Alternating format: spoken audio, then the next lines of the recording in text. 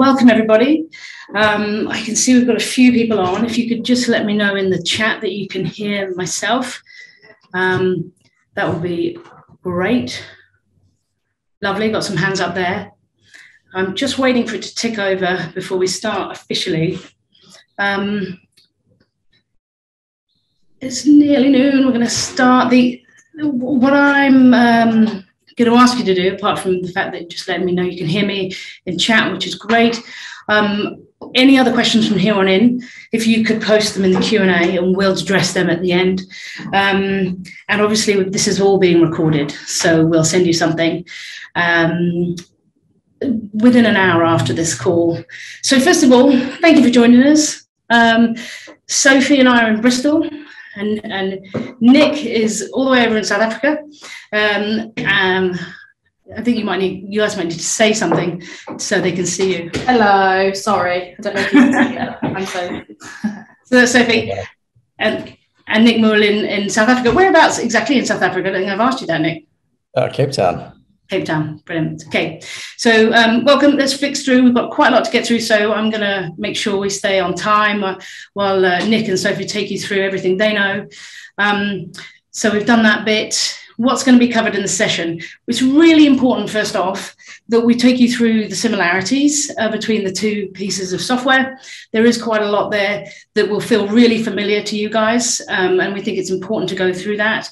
And then the bulk of the call, the webinar, sorry, we are going to spend talking about where things differ, things you need to consider before you make your decisions. And then we will talk about what's on offer for you if you come to Unleashed right at the end. And then we'll, most importantly, probably spend, that will be the half an hour up. But if you're willing to spend a little bit more time with us, Nic and Sophie and myself will be available for any questions you have at the end.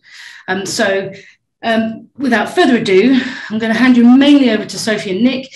It's going to be very conversational between the two. Sophie's going to be taking through what Unleashed looks like.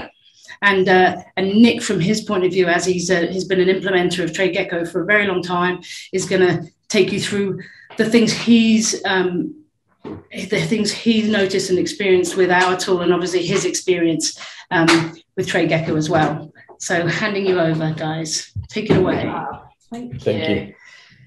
Cool. So yeah, the first thing we want to focus on are the similarities, which is the exciting bit, because it means it's not too much of a change for you. A lot of Unleashed really follows the same kind of flow, and some of our integrations are really similar. A lot of the reporting, we are in that same kind of space as TradeGecko, so Unleashed and TradeGecko are very, very similar. Just to talk through those, I did want to show you Unleashed and the software, because you may not have actually seen it. I don't know if any of you have signed up for a trial or if any of you are in conversations with us here, but as you can see, the left-hand side kind of column is really, really similar. So all of the modules and the kind of the dashboard is quite similar. The way that it navigates through, again, creating purchase orders, creating sales orders, managing your products, they're all quite similar. So that's the first thing, just that it's not a whole new software to get used to. It is, really similar in the way we flow through. The other thing around managing products, just on that point, is batch tracking and serial tracking. They're exactly the same in how they're managed in Unleashed. We will go on it a little bit later. I know Nic, you said around Unleashed in terms of batch tracking is a lot easier to get used to. So if you're a product that's in food manufacturing or chemicals or any products that have expiry dates, or if you're in a business that sell products that are serial tracked, so electronics or high value, managing that kind of tracking or traceability of the products is a lot easier in Unleashed. The reporting is also super similar. So we've got all of your kind of standard reports. So anything around purchasing, all of your inventory, your kind of stock on hand, your value, any sales reports, your kind of margin, unit sales, quoting, all of that is super, super similar as well. The other thing is around the integration store. So I've just brought up our integration store. I know that TradeGecko integrate with Xero and QuickBooks Online, same as Unleashed. So we've got an account here just linked in with Xero. On the e-commerce side, we integrate with Shopify and Magento, exactly the same. One of the differences is around the WooCommerce, and we'll come on to this again in a little bit. We can integrate with WooCommerce, although it's not a native integration. And by that, I mean we haven't built it ourselves. but we do have a third party that can integrate us, so it works the same. But yeah, you can see here that our integration store is pretty similar. And if there's something on here that you use that that you can't quite see, it might be that we have a third party that can integrate us as well. So yeah, those are the key kind of similarities. Anything else, Nic, you can think of on similar stuff? I think that's everything I've gone through. The production side. That was something we wanted to focus on, didn't we? Just moving the products through. Yeah. So the similarities there are, it is very similar in many ways. Managing a variance is a little bit different, and that's something we'll also obviously touch on. So it's just going to jump in there on the bill of materials. Yeah, so just on the production side, if I go into bill of materials, it's locked me out for some reason. So you can see here that we've got, and just for the purpose of this session, I should have mentioned at the start, we are using a jam product business, so all of the products will be jam related in some way. So you can see here that I've got my blueberry jam, that's my finished product that I sell, and then this is my bill of materials that are all of my components that go into making that, and that's really similar to how TradeGecko do it, right? They do the same bill of materials, so it'll be a really easy move over because you can quite easily export and then import into Unleash the bill of materials. So that part is really similar. So moving on from similarities wise, we'll just go on to some of the key differences. One of which, like Nic said, is the variance. Nic, do you want to kind of talk through that just as I show on the screen? Yeah. So as we know in TradeGecko, the variants sit within a sort of parent product, whereas in Unleashed it does not. The variants are all listed out separately. So the challenge there is when you're integrating with Shopify or any other e-commerce channel, you would just set the e-commerce channel as the master of inventory. I know that doesn't sound great, but it's actually just a fairly simple way to give Shopify the sort of master of handling the merchandise classification, so to speak. So your orders still push through exactly the same.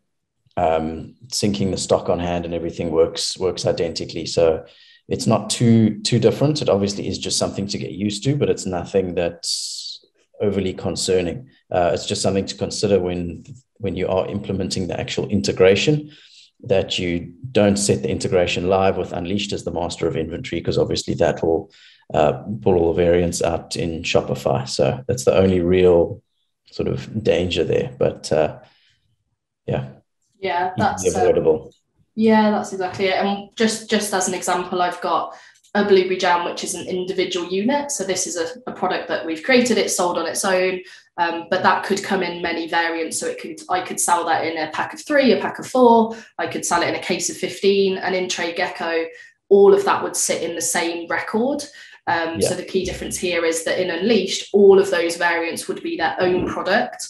They would all have their own attributes against them with their own, prices and all of the information. So it's just a little bit different in the way that you would manage your products.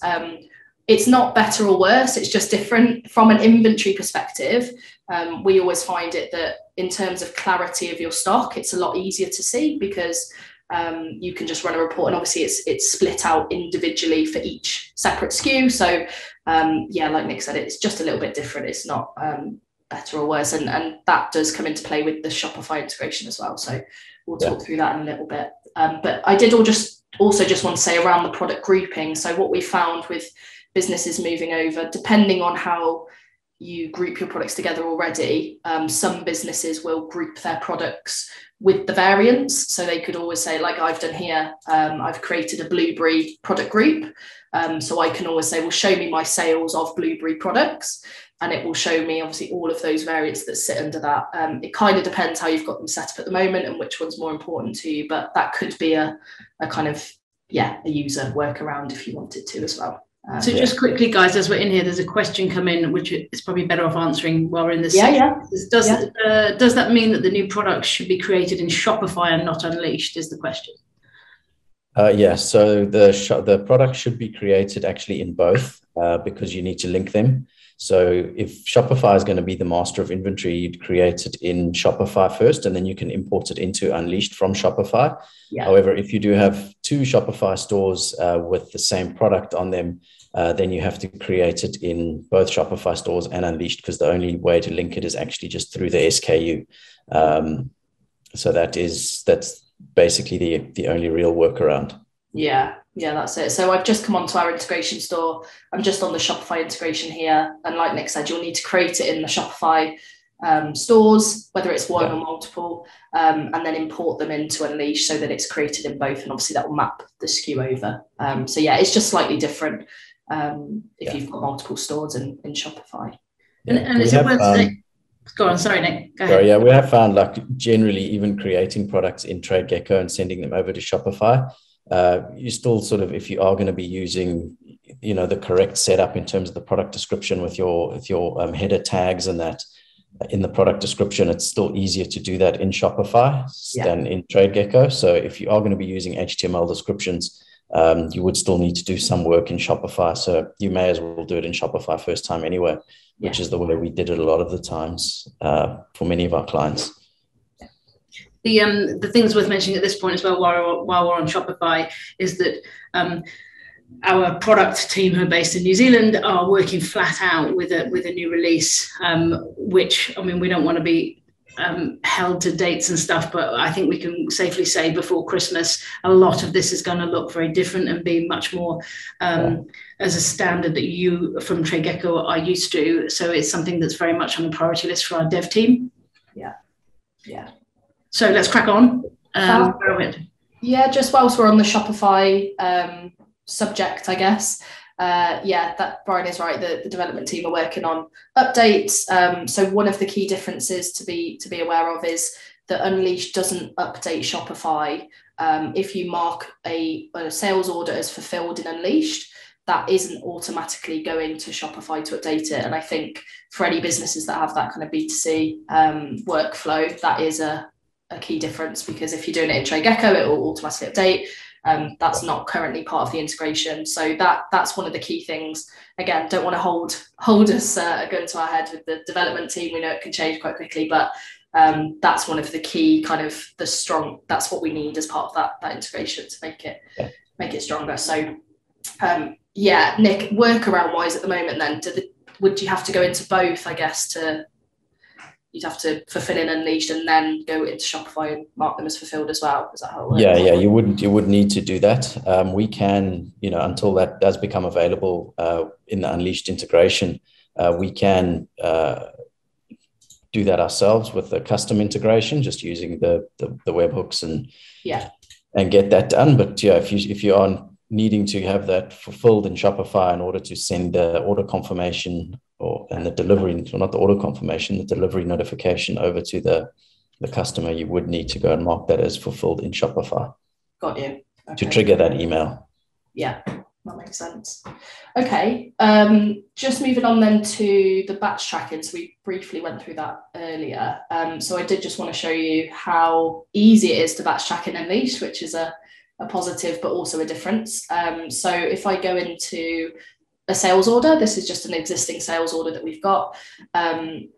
We can choose which batch we're selling to the customer. And if for any reason that needs to change, or if we ever need to trace it back, we can quite easily see that. So I'm just on a sales order. We have got the option to select the oldest batch first, which a lot of businesses do. It's that kind of first in, first out process.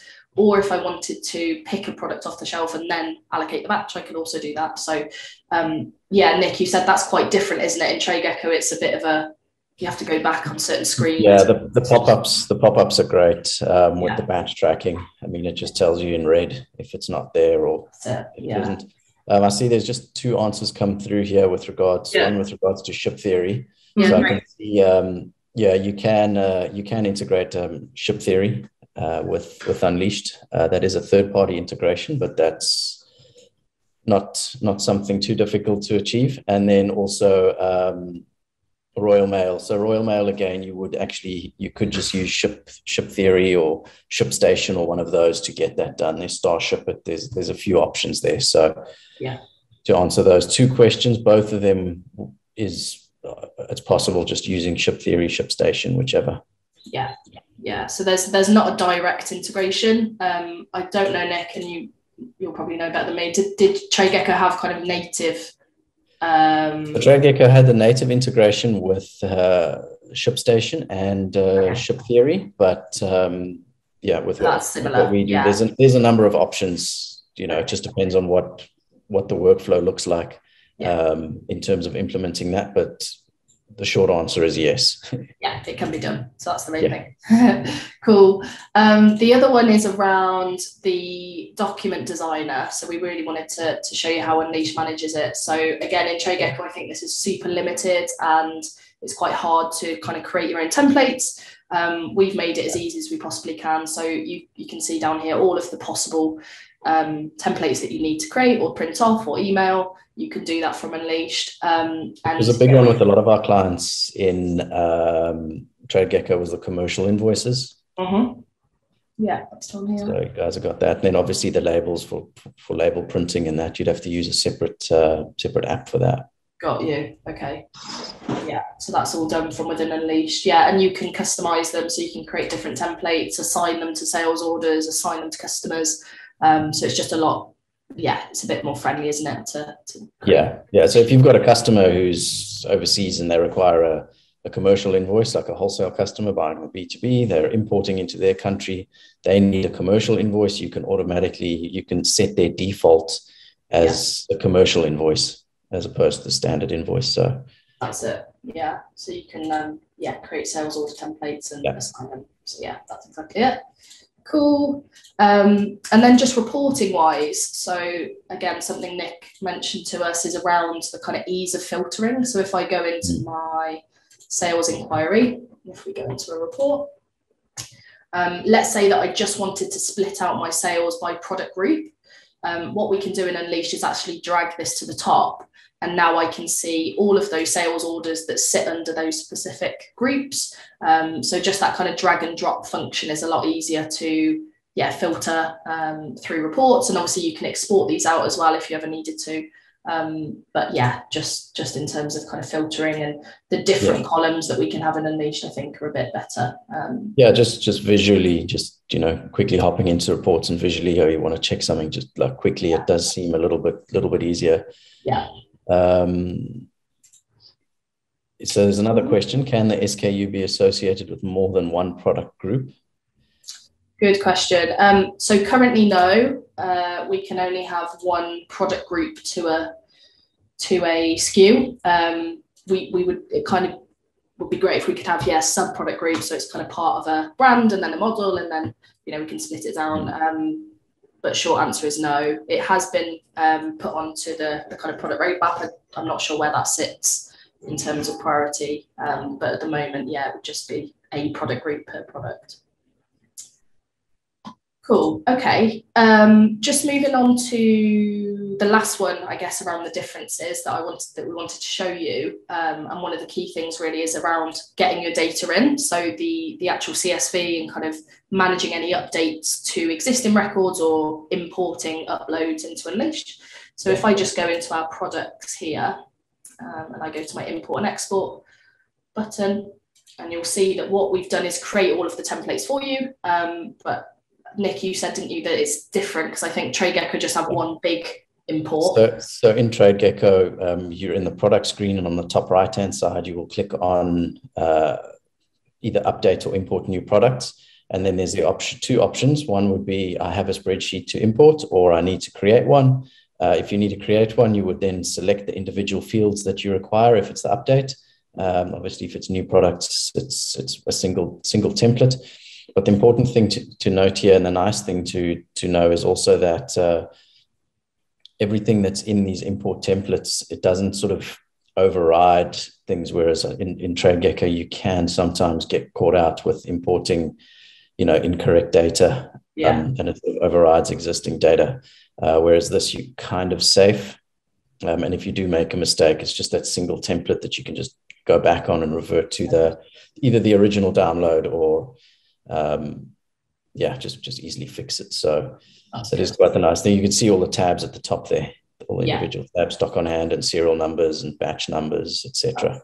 Yeah, because you might not need to put all of the information at once, right? You just need to do a quick import of batch or a quick import of product pricing. So yeah, we've kind of split them out just to make it a bit more manageable, as opposed to having to fill out, a number of different columns at once. So yeah, and this is obviously how you'll get your data in. We've been working together to get clients over from TradeGecko to Unleashed over the last few months. So this is Nic's bag. He knows all of the important. I know this inside and out by now. Yeah, must have done 20,000 spreadsheets. The joy. Is it worth popping back to the deck, Sophie, and talking through the points that we believe don't need to be demoed, but just making sure we cover those, and obviously chip in with any questions as we go. So if we go back to I'm just not sure we covered everything off on the consideration slide. Yeah, here we go. There we go. Yeah. Where did we get up to now? Did we do everything on that Shopify? So there's just the credits we didn't cover. The multiple stores we did. The credits are manually created and unleashed. Yeah, Nic, can you talk through the credits bit just on the difference? I think I'm right in thinking TradeGecko, it will automatically kind of sync with Shopify if a credit's created, whereas that's slightly different in Unleashed. It's a manual. So you need to create the credits in Unleashed. So but I mean, it's if you want to just show how credits is processed in Unleashed. So credits wise, it will sit in your sales module. So it will be in that function. And these are all of our open credits that we've created.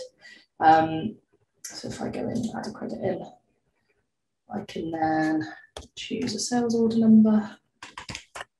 And you can also do this directly from the order. You can, I've just come into these, but you can create it against a specific order, And then we've got the option for obviously all of your reasons. You can set these up in the settings, and then is it actually being returned or not? And as soon as that's completed, obviously that'll update the system, but that would need to also be done in Shopify as well. So there's the question: does that mean refunds don't sync through from Shopify? Currently that is correct. They're not syncing through. It's a manual part of the process currently. The other thing was just around bundling. Actually, we missed Nic. So I know that in TradeGecko you've got a kind of bundling section which is different. So bundles are separate to the bill of materials. So when you allocate a product bundle in TradeGecko, it just looks at the stock on hand, and obviously the item with the lowest stock is the availability of the bundle. Whereas in Unleashed, you'll have a bill of material, and then you will just set it to auto assemble. So when you sell that finished product, it'll generate a production order and it'll auto assemble. That's it. In Unleashed, you can see I sell all of these individually, and that's a bundle that I sell of different flavors. So like I said, there will need to be an assembly created, either whether that's automatically or whether you go in and decide on how many needs to be made up, and then there will need to be a completion of an assembly. So it's literally just once that's bundled together, we complete it off, and that's where the system will update the stock on hand of now you've got 10 bundles you can sell, or that you need to ship. So another question around Shopify: what happens if an order is cancelled in Shopify before fulfillment? Good question. You're testing us now. So the orders come over to Unleashed. I'd imagine that the cancelled order in Shopify would cancel the order in Unleashed, because it's still an order status prior to fulfillment. So it's not Unleashed pushing to Shopify. It's still Shopify pushing into Unleashed. So it depends. So looking at the direction of the flow, I'd imagine that would be the case, but I think we just need to confirm that. We'll kind of test it through and just confirm with you if that's okay after the session. Because it kind of depends at which stage you're pulling orders into Unleashed. Is it paid or fulfilled? If it's paid and then they're cancelling it, I just want to make sure that syncs together. So most of the time I'd imagine the status would be paid rather than fulfilled. Most of the time, because you want it at the point of as the order gets placed, right? Real time view. So, exactly. Another question on this one, just before we move on to the next slide. But if a component of a bundle that has been auto-assembled is then sold separately, will there be an auto-disassembly? They're getting technical now, guys. Yeah. So if a component of a bundle can be sold on its own and also part of a bundle, this is where it kind of depends on, are the bundles already made up, or are they only made up as the sale comes in? Some businesses will sell a bundle, or they'll be made up on the shelves, and they'll have a low stock of, let's say, 10 on the shelf. But when I say auto assembly, sorry, just to be clear, the system is generating you an assembly. You still have to go in and complete that assembly. So if the system said you need to make up 5 of these now, and you realized actually you need 1, as a single product, you can kind of decide on, well, we only want to make up 4, and now we need 1 as a component. So the auto assembly is generating you internal kind of notification, say, hey, go and make up these products, but you can still amend it if you needed to, if that makes sense. So there's not an auto disassembly. It would only be an auto assembly, just as a kind of, you need to go. So if you've already assembled those products, I mean, let's say, for example, your bundle is a pack of 3 jams, but that kind of gets packaged. Yeah. And you've got 10 of those packages sitting in stock. Yeah. If someone orders one of those jams and there was no single units available, it wouldn't auto disassemble. So if I go into my good answer. I think that was the nail on the head there, Nick. Nice answer.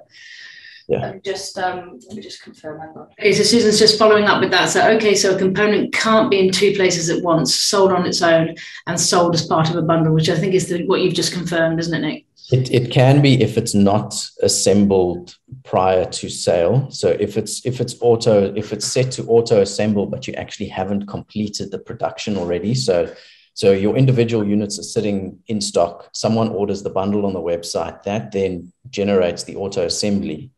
Then it can sit as part of both. But once it's been assembled and is sitting in stock as the completed assembled item, then it will only be available in the bundle product, not as an individual product. So to keep that, my recommendation would just be to keep your products as often as possible as separate products and use the auto assembly function. So if you are selling bundles on your store, and it is possible that if the packaging process isn't too complicated, rather let people order those bundles and set the auto assembly, because then it still opens your stock up to being available as individual units and bundled products. That's it. Okay, just in the interest of time, I know we've got 3 minutes left, so just click on through to the good stuff. I think I've subtitled it. Is there anything in there that we just want to touch on? So this is obviously things that the user permissions is a big one. You've really got way more. I know advanced user permissions on TradeGecko, you got to pay extra for that or move up to a whole different price tier. The warehouses, you've also got unlimited warehouses in Unleashed, as well as open API on all plans. So for those people who not many people know what open API is. That just means that we can build custom integrations with any other application that also has an open API. So if there's another application that doesn't integrate with Unleashed, but has an open API, we can then do that on any plan. So it's not a case of TradeGecko where you either have to pay extra for the open API or jump up to the higher tier. Yeah. The other one, just around making sure you've always got accurate costs of your products. We can add costs on after you've received a purchase order or receipted, sorry. So let's say that you buy from a supplier and then you get a shipping cost of £50 that comes in 2 weeks after on a separate invoice. That can still be added at a later date, so you still get a really accurate cost of each of your products. We can manage back orders a little bit better in Unleashed. There's a kind of back order inquiry report designed specifically for that process. We can automate notifications, which I think TradeGecko were quite limited on. So when you move an order from one status to another, it will automate an email going out to either a supplier, customer, whoever wants to be sent an email. And then it is just slightly different in Unleashed. You can have a product that is made and bought from a supplier as one SKU. It doesn't need to be 2 separate SKUs, which we've come across quite recently. Where, yeah, so TradeGecko, the product was either manufactured or purchasable. It can't be both. It couldn't be both. So in Unleashed, you can manufacture a product that you also purchase from a supplier. Yeah, fab. So if you do both. Yeah. Okay, are you guys both happy that we've covered most of that? We've jumped around, guys, but I don't think there's any good way to kind of cover off all of that. We've been really honest with the things that are fundamentally different that you're going to have to get your head around, and then the things where we think we actually might, outplay TradeGecko. We've given it a really honest take, and obviously that's why Nic's in the room too. Yeah. Just finally, before you go, and we are going to stay on for Q&A after this slide, so do stay on and ask more questions. We have a success team here in Bristol. Sorry about the alarms going past, and all the time, every time we do a live demonstration, various police and fire engines go past. And we also have success teams in Auckland and Melbourne as well, for those global customers. And their job is really to kind of help you on board everything. We normally charge for this service. We're not going to be charging any TradeGecko customers for this service. I mean, you're already going through enough without us, adding another, nearly 300 quid onto the price of everything you're having to do. So it just remains for me to say thanks to Nic and thanks to Sophie. Please do ask any more questions and put them in the Q&A. We will be sending you a recording of this. Thank you for your time and thanks for attending.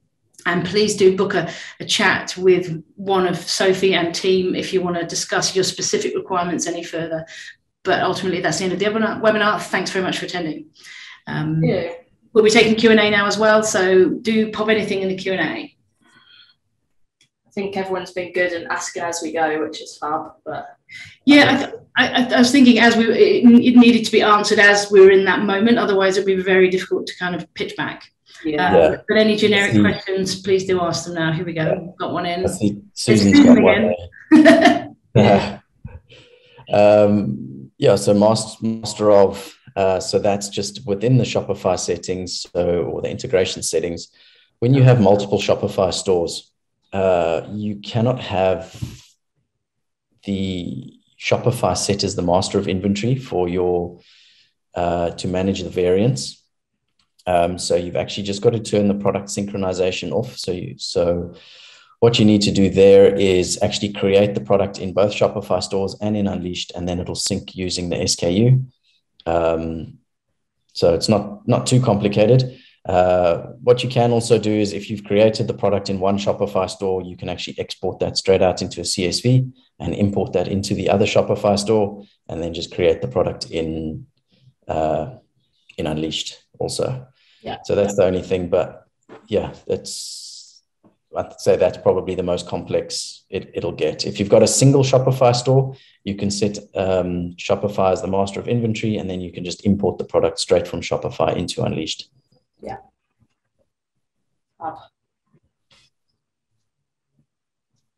Cool. So Susan, you're very welcome. It's good to have those questions from you. Any further questions? Is there anything else you want to say, Nic? Just obviously you've been living in this world for quite a few months now. Is there anything you just want to say? No, I think, look, the biggest thing in terms of the challenges that we've seen or that we've come across in the significant differences is really the Shopify side of things. And I think we've nailed that workflow and really understand how to work with that. And it hasn't proven to be too much of an issue. So the other nice thing with Unleashed is that you can actually update the stock. You can do a stock revaluation, and the purchase order you can add landed costs onto purchase order after you've generated it. So only when you're receiving your purchase order, you can add that on separately. So which is nice. Your landed costs at the bottom. So your cost lines you can do when you're receiving the products. Question in from Susan again. Is there a barcode functionality? Yes, is the answer, isn't it? Yeah, there is. So if I was to receipt this purchase order now that I'm just in, I've got a barcoding function at the top, and when I bring that up, I can either multi-scan or, you know, scanning the individual products. And yeah, there's kind of 4 key points that's valuable really: purchase orders, stock counts, so when you actually physically count your stock, shipping, so when you ship out on a sales order, and then if you're doing a warehouse transfer between different locations, you can use the function then as well. So yeah. Yeah. And then for those using Shopify, or we've got 1 or 2 clients who are using Shopify for retail. There is on the doc designer, we've created the little product label with the barcode on it. And that's 5.5 by 2.5 centimeters for clients I'm thinking of. And we just generate those labels and print them straight from here. So that's it. Yeah. Here's the barcode, and just stick that onto the back of the jam jar, and off you go. That's it. And then Susan said, will the barcode generate inside Unleashed? So it's not automatically generating you a barcode, no. But the image will, yes. So the image will be generated, and then you can print those off at different stages. Yeah. Fab. Any more questions before we knock off and go down the pub? Nick's getting a one-way flight. Nothing to say. I'll swim, I'll run, whichever. Swim over. Under the COVID radar. Yeah.